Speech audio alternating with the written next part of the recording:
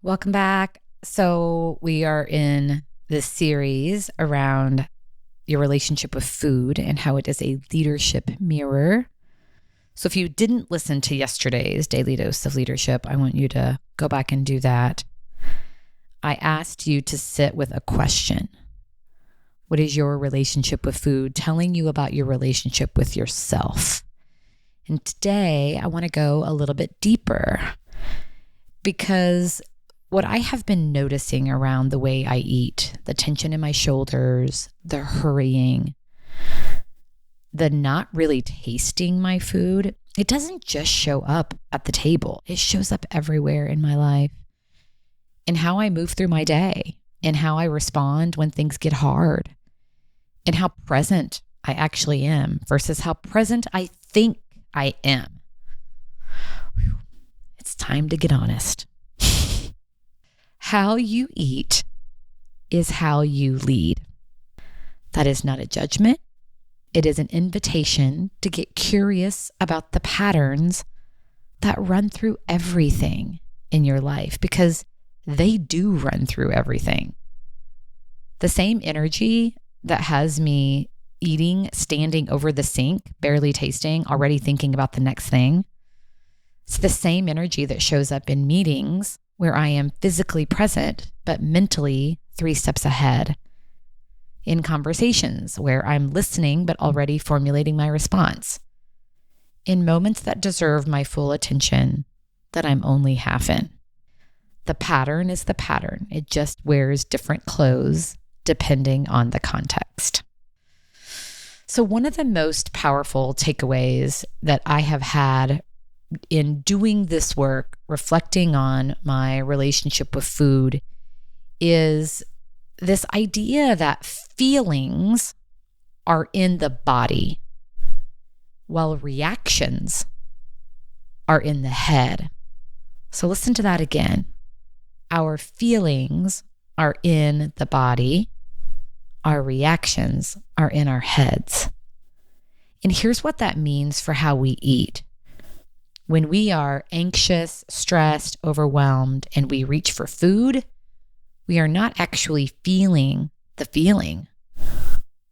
We are reacting to it. We're doing something with our hands and our mouths to avoid sitting in whatever is happening in our bodies. And the reaction happens fast, almost before we're aware of it. And the feeling, the actual feeling, never gets to complete itself. It just gets covered over until the next time. And here's the leadership parallel. How often do we do the same thing in our leadership? Something lands, a difficult email, a tense conversation, an unexpected piece of feedback. And instead of feeling it, we react.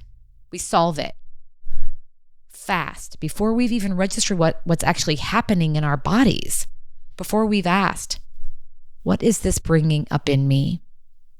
Before we've given the feeling a chance to begin, and therefore a chance to end. Because if you don't allow a feeling to begin, you don't allow it to end. And that's the problem. Then it gets stuck in there. Damn, I feel that because I know exactly what it means. I know what it feels like to push something down in a meeting, at the dinner table, in a hard moment. And then I wonder, why does this keep showing up in my life? Why does the same trigger keep landing the same way? Why I keep reacting before I've had a chance to actually feel?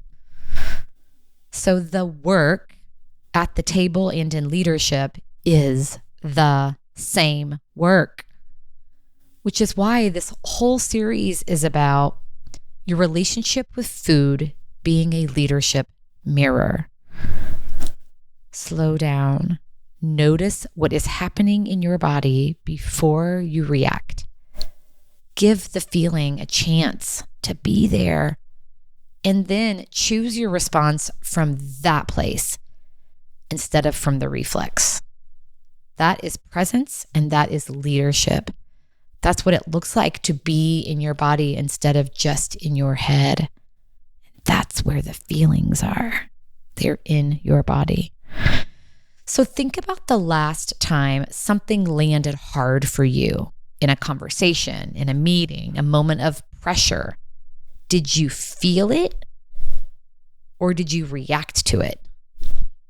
And what would it look like to pause just long enough to let the feeling be there before you respond? Feelings in the body, reactions in the head. The practice is learning to tell the difference. What a great way to take care of yourself and ultimately each other.